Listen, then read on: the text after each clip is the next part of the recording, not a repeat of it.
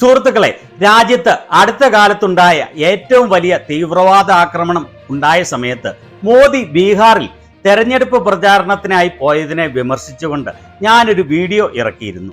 എന്നാൽ ഇപ്പോൾ മനസ്സിലാകുന്നത് മോദി ബീഹാറിൽ തിരഞ്ഞെടുപ്പ് പ്രചാരണത്തിന് പോയെങ്കിലും അവിടെ വെച്ച് തീവ്രവാദികൾക്ക് കനത്ത താക്കീത് നൽകിയിരിക്കുകയാണ് എന്നാണ്. അദ്ദേഹം ബീഹാറിൽ വെച്ച് തീവ്രവാദികൾക്ക് കനത്ത താക്കീത് നൽകിയത് തീവ്രവാദികൾക്ക് മനസ്സിലാകുന്ന ഏതോ വിചിത്രമായ ഭാഷയിലാണ്.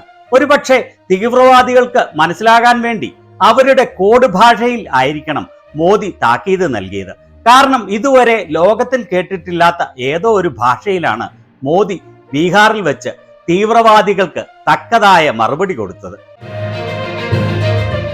ആദ്യമേ തന്നെ ബീഹാറിൽ തെരഞ്ഞെടുപ്പ് പ്രചാരണത്തിനായി ഈ സമയത്ത് മോദി പോയി എന്ന് വിമർശിച്ചതിന് ഒരു ക്ഷമ ചോദിച്ചുകൊണ്ട് തുടങ്ങാൻ ഞാൻ ആഗ്രഹിക്കുകയാണ്. കാരണം ഇപ്പോഴാണ് എനിക്ക് മനസ്സിലായത് മോദി എന്ന് പറഞ്ഞാൽ എന്തും സാധ്യമാണെന്നും അദ്ദേഹത്തിന്റെ മനസ്സിലുള്ളത് പുറത്തു വരാതെ അറിയാൻ കഴിയുകയില്ല എന്നും. വെറും തെരഞ്ഞെടുപ്പ് പ്രചാരണത്തിന് അല്ല അദ്ദേഹം ബീഹാറിൽ പോയത് എന്ന് എനിക്ക് വളരെ വ്യക്തമായിരിക്കുകയാണ്. മറിച്ച് അദ്ദേഹം ബീഹാറിന്റെ മണ്ണിൽ നിന്ന് തീവ്രവാദികൾക്ക് മാത്രം മനസ്സിലാകുന്ന ഭാഷയിൽ അവർക്ക് തക്കതായ താക്കീത് കൊടുക്കാൻ വേണ്ടിയാണ് അവിടെ പോയത്. അവിടെ കൂടിയിരിക്കുന്ന സാധാരണ ജനങ്ങൾക്ക് മനസ്സിലാകുന്നതിന് വേണ്ടി ആദ്യം ഹിന്ദിയിലാണ് മോദി ഇത് പറഞ്ഞത്. അദ്ദേഹം നിങ്ങളെ വെറുതെ വിടുകയില്ല, ഓരോരുത്തരെയായി പിടിച്ച് ശരിയായ തിരിച്ചടി നൽകുമെന്ന് അവിടെ കൂടിയിരിക്കുന്ന ബീഹാറികൾക്ക് മനസ്സിലാകുന്നതിന് വേണ്ടി ഹിന്ദിയിൽ ആദ്യം പറയുന്നത് കേൾക്കാം. मैं बहुत स्पष्ट शब्दों में कहना चाहता हूं, जिन्होंने ये हमला किया है उन आतंकियों को और इस हमले की साजिश रचने वालों को उनकी कल्पना से भी बड़ी सजा मिलेगी. വളരെ സ്പഷ്ടമായി ഞാൻ പറയാൻ ആഗ്രഹിക്കുകയാണ്. ആരാണോ ഈ ആക്രമണം നടത്തിയത് ആ തീവ്രവാദികളെയും അതിന് സഹായം നൽകിയവരെയും അവർക്ക് ചിന്തിക്കാൻ പോലും കഴിയാത്ത വലിയ രീതിയിലുള്ള ശിക്ഷ ഞങ്ങൾ നൽകും. കേട്ടല്ലോ, വളരെ ശക്തമായി ഇതിന് ഉത്തരവാദികളായ ഓരോരുത്തരെയും അവർക്ക് ചിന്തിക്കാൻ പോലും കഴിയാത്ത അത്ര കഠിനമായ രീതിയിൽ ശിക്ഷ നൽകുമെന്ന് പറഞ്ഞത്. ഇത് 56 ഇഞ്ചല്ല, ഒരു മിനിമം 112 ഇഞ്ച് എങ്കിലുമുള്ള നെഞ്ചളവ് ആണ് കാണിക്കുന്നത് എന്നാണ് എൻ്റെ അഭിപ്രായം. ഇത് ബീഹാറികൾക്ക് മനസ്സിലാക്കാൻ വേണ്ടി ഹിന്ദിയിലാണ് അദ്ദേഹം പറഞ്ഞത്. ഇനി അടുത്ത അദ്ദേഹം പറയുന്നതാണ് തീവ്രവാദികൾക്ക് മനസ്സിലാക്കാൻ വേണ്ടി പറയുന്നത്. ഏതോ ഒരു പ്രത്യേക ഭാഷയിലാണ് അദ്ദേഹം ഇത് പറയുന്നത്. എൻ്റെ ബെസ്റ്റ് ഊഹം എന്താണെന്ന് വെച്ചാൽ ഇത് തീവ്രവാദികൾക്ക് മനസ്സിലാകുന്ന ഏതോ പ്രത്യേക കോഡ് ഭാഷയിലാണ് അദ്ദേഹം പറയുന്നത് എന്നാണ്. തീവ്രവാദികൾക്ക് മനസ്സിലാകുന്ന കോഡ് ഭാഷയിൽ അവർക്ക് തക്കതായ തിരിച്ചടി നൽകുമെന്ന് മോദി പറയുന്നത് കേട്ടുകൊള്ളൂ. ആദ്യം അദ്ദേഹം ഹിന്ദിയിൽ അല്പം പറഞ്ഞതിന് ശേഷമാണ് കോഡ് ഭാഷയിൽ സംസാരിക്കുന്നത്. इच्छाशक्ति अब आतंकी आकाओं की कमर तोड़ कर रहेगी. ഇച്ഛാശക്തി കൊണ്ട് തീവ്രവാദികളുടെ തലമണ്ടയുടയ്ക്കും. ഇത് കേട്ട് ആവേശത്തോടെ എല്ലാവരും കൈകൾ ഉയർത്തുകയും ആർപ്പ് വിളിക്കുകയും കൈയടിക്കുകയും ചെയ്യുന്നത് കണ്ടല്ലോ. ഇനിയാണ് തീവ്രവാദികൾക്ക് വ്യക്തമായി മനസ്സിലാക്കാൻ വേണ്ടി കോഡ് ഭാഷയിൽ അദ്ദേഹം സംസാരിക്കുന്നത്. Friends, today from the soil of Bihar, I say to the whole world, India will identify, track and punish every terrorist and their backers. We will pursue them to the ends of the earth. India's spirit will never be broken by terrorism. Terrorism will not go unpunished. Every effort will be made to ensure that justice is done. The entire nation is firm in this resolve. Everyone who believes in humanity is with us. I thank the people of various countries and their leaders who have stood with us in these times. साथियों, शांति और सुरक्षा ये तेज विकास की सबसे जरूरी शर्त है. കേട്ടല്ലോ അദ്ദേഹം പറഞ്ഞത്. അദ്ദേഹം അവസാനം ഹിന്ദിയിൽ പറഞ്ഞത് ഇങ്ങനെയാണ്: സുഹൃത്തുക്കളെ, ശാന്തിയും സുരക്ഷയും അതിവേഗത്തിലുള്ള വളർച്ചയ്ക്ക് ആവശ്യമാണ്. എന്നാൽ ആ കോഡ് ഭാഷയിൽ പറഞ്ഞത് എന്താണെന്ന് എന്നോട് ട്രാൻസ്ലേറ്റ് ചെയ്യാൻ ദയവായി ആവശ്യപ്പെടരുത്. അത് ഏതെങ്കിലും ഇന്ത്യൻ ഭാഷയോ ലോകത്ത് നിലവിലുള്ള ഏതെങ്കിലും ഭാഷയോ അല്ല എന്ന് ആണ് ഞാൻ വിചാരിക്കുന്നത്. സ്പാനിഷ് വരെ ട്രാൻസ്ലേറ്റ് ചെയ്യാൻ എനിക്ക് ഒരു പരിധി വരെ കഴിയും. എന്നാൽ ഇത് ഇതുവരെയും കേട്ടിട്ടില്ലാത്ത ഒരു ഭാഷയായതുകൊണ്ട് ഞാൻ ക്ഷമ ചോദിക്കുകയാണ് അത് പറഞ്ഞത് എന്താണെന്ന് ട്രാൻസ്ലേറ്റ് ചെയ്യാൻ കഴിയാത്തതിന്. പക്ഷേ ഒരു കാര്യം ഞാൻ ഉറപ്പു പറയാം, തീവ്രവാദികൾക്ക് മാത്രം മനസ്സിലാകുന്ന കോഡ് ഭാഷയിൽ വളരെ വ്യക്തമായി ശക്തമായി അവർക്ക് താക്കീത് നൽകുകയാണ്, നിങ്ങൾക്ക് വലിയ തിരിച്ചടി നൽകും എന്നായിരിക്കും പറഞ്ഞത് എന്നാണ് ഞാൻ ഊഹിക്കുന്നത്.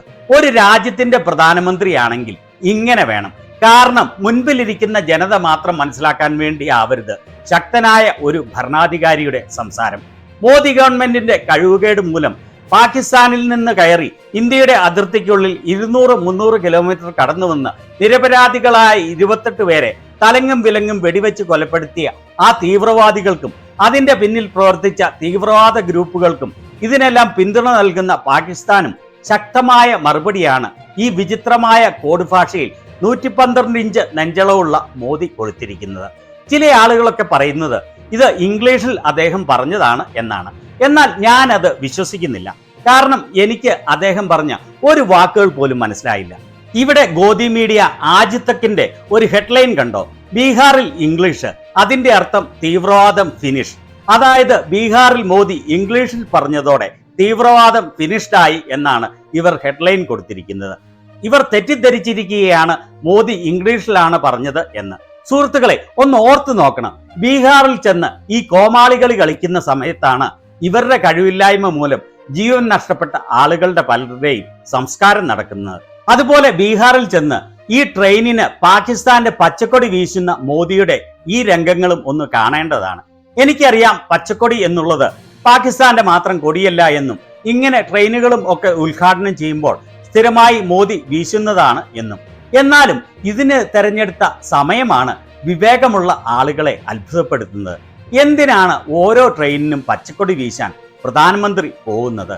പ്രധാനമന്ത്രിയെ തെരഞ്ഞെടുത്തിരിക്കുന്നത് ട്രെയിനിന് പച്ചക്കൊടി വീശാൻ അല്ല. അങ്ങനെയാണ് മോദിയും മുമ്പ് പറഞ്ഞിരുന്നത്. എന്ത് വിഡ്ഢിത്തരമാണ്, അനൗചിത്യമാണ് ഈ സന്ദർഭത്തിൽ പ്രധാനമന്ത്രി എന്ന് പറയുന്ന ആൾ ചെയ്യുന്നത് എന്ന് പറയാതിരിക്കാനാവില്ല. കോൺഗ്രസ് വക്താവ് സുപ്രിയ ശ്രീനാഥ് ഇതിനെ വിമർശിച്ചുകൊണ്ട് പറഞ്ഞിരിക്കുന്നത് ഇതാണ്: ഇപ്പോൾ പ്രാധാന്യം അർഹിക്കുന്ന കാര്യം ഈ പച്ചക്കടി വീശുന്നത് ആണ് എന്നാണ്. അതുപോലെ സോഷ്യൽ മീഡിയയിലെല്ലാം വൈറലാകുന്ന മോദിയുടെയും നിതീഷിന്റെയും ഈ ആനന്ദപ്രകടനം കണ്ടോ? തീവ്രവാദ ആക്രമണത്തിൽ രാജ്യം വിറങ്ങലിച്ചു നിൽക്കുമ്പോൾ ഇവരുടെ കഴിവുകേട് കൊണ്ട് 28 ഇന്ത്യൻ പൗരന്മാരുടെ ജീവൻ നഷ്ടപ്പെട്ടപ്പോൾ ഇവിടെ ആഹ്ലാദിച്ചുകൊണ്ട് ചിരിച്ചുകൊണ്ട് വിചിത്രമായ ആംഗ്യങ്ങൾ കാണിക്കുന്ന മോദി. എന്താ അല്ലേ?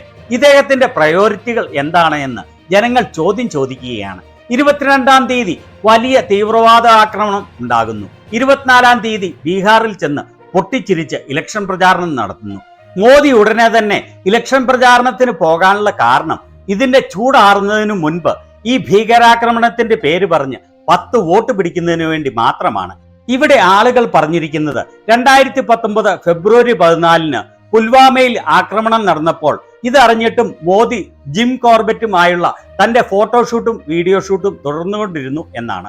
ഇപ്പോൾ ഇതാ പഹൽഗാമിൽ അടുത്ത കാലത്തുണ്ടായ ഏറ്റവും വലിയ തീവ്രവാദ ആക്രമണം നടന്നപ്പോൾ അതിന്റെ ചൂടാറുന്നതിനു മുൻപ് രാജ്യത്തിന്റെ ദുരന്തം ഇവരുടെ കഴിവുകേട് വോട്ടാക്കി മാറ്റാൻ വേണ്ടി പോയിരിക്കുന്നു. ഇവിടെ അപ്രിത് ശർമ്മ എന്ന ഫേമസ് ആയ സോഷ്യൽ മീഡിയ ഇൻഫ്ലുവൻസർ പറഞ്ഞിരിക്കുന്നത് കണ്ടോ? പ്രധാനമന്ത്രി നരേന്ദ്രമോദി ബീഹാറിലെ ഇലക്ഷൻ പ്രചാരണ റാലി റദ്ദാക്കി അദ്ദേഹത്തിന്റെ ഓഫീസിൽ ഇരുന്നു കൊണ്ട് ലോകത്തിന് ഒരു ശക്തമായ മെസ്സേജ് നൽകേണ്ടതായിരുന്നു. എന്നാൽ ബീഹാറിൽ ചെന്ന് ഇംഗ്ലീഷിൽ സംസാരിക്കാനാണ് അദ്ദേഹം തീരുമാനിച്ചത്. എന്തൊരു PR വർക്കാണ് ഇത്! രാജ്യം മുഴുവനും ദുഃഖത്തിൽ ആഴ്ന്നിരിക്കുന്ന ഈ സമയത്ത് മോദി പറഞ്ഞത് തീവ്രവാദികൾക്ക് സ്വപ്നത്തിൽ പോലും വിചാരിക്കാത്ത തക്കതായ തിരിച്ചടി കൊടുക്കും എന്നാണ്. മോദി പറഞ്ഞാൽ പറഞ്ഞതാണ് എന്ന് നിങ്ങൾക്ക് സംശയമില്ലല്ലോ അല്ലേ? മോദിയുടെ ഭരണത്തിന് കീഴിൽ തീവ്രവാദികൾ 300 കിലോ RDX അതിർത്തി കടത്തി 2019 പുൽവാമയിൽ നടത്തിയ ആക്രമണത്തിൽ 40 ഇന്ത്യൻ സൈനികരാണ് കൊല്ലപ്പെട്ടത്. അതിന് മോദി വളരെ തക്കതായ മറുപടിയാണ് കൊടുത്തത്. പുൽവാമയിൽ CRPFന്റെ 40 സൈനികരെ തീവ്രവാദികൾ കൊലപ്പെടുത്തിയപ്പോൾ 56 ഇഞ്ച് നെഞ്ചളവുള്ള മോദി താമസമില്ലാത്ത പൈൻമരങ്ങൾ മാത്രമുള്ള പാകിസ്ഥാനിലെ ഒരു ഏരിയയിൽ വലിയ ബോംബാക്രമണം നടത്തി 120 പൈൻമരങ്ങളെയാണ് തവിടുപൊടിയാക്കിയത്. അത്ര ശക്തമായ മറുപടിയാണ് പുൽവാമ ആക്രമണത്തിന് മോദി നൽകിയത്. ഇന്ത്യയുടെ 40 CRPF ജവാന്മാരെ കൊലപ്പെടുത്തിയപ്പോൾ അതിനു പകരമായി 1ഉം 2ഉം 40ഉമല്ല 120 പൈൻമരങ്ങളാണ് തകർത്ത് തരിപ്പണമാക്കിയത്. അതിന് കാരണക്കാരായ ആളുകളെ പിടിക്കുവാനോ നിയമത്തിന് മുന്നിൽ കൊണ്ടുവരാനോ ഇതുവരെ കഴിഞ്ഞിട്ടില്ല. അതുപോലെ അതിന്റെ സുരക്ഷാ വീഴ്ചയ്ക്ക് ഉള്ള കാരണങ്ങൾ അന്വേഷിക്കാനോ റിപ്പോർട്ട് പുറത്തുവിടാനോ ഇതുവരെ സാധിച്ചിട്ടില്ല. ഈ ആക്രമണത്തിനും പ്രതികാരമായി ആൾതാമസമില്ലാത്ത പാകിസ്ഥാനിലെ ഏതെങ്കിലും ഏരിയയിൽ കുറെ ബോംബിട്ട് പാകിസ്ഥാന് തക്കതായ മറുപടി കൊടുത്തു എന്ന് ഫേക്ക് ന്യൂസ് ഇറക്കി മന്ദഭക്തന്മാരെ സന്തോഷിപ്പിക്കുക മാത്രമായിരിക്കും മോദിയും കൂട്ടരും ചെയ്യുക എന്ന് ഏതാണ്ട് ഉറപ്പാണ്.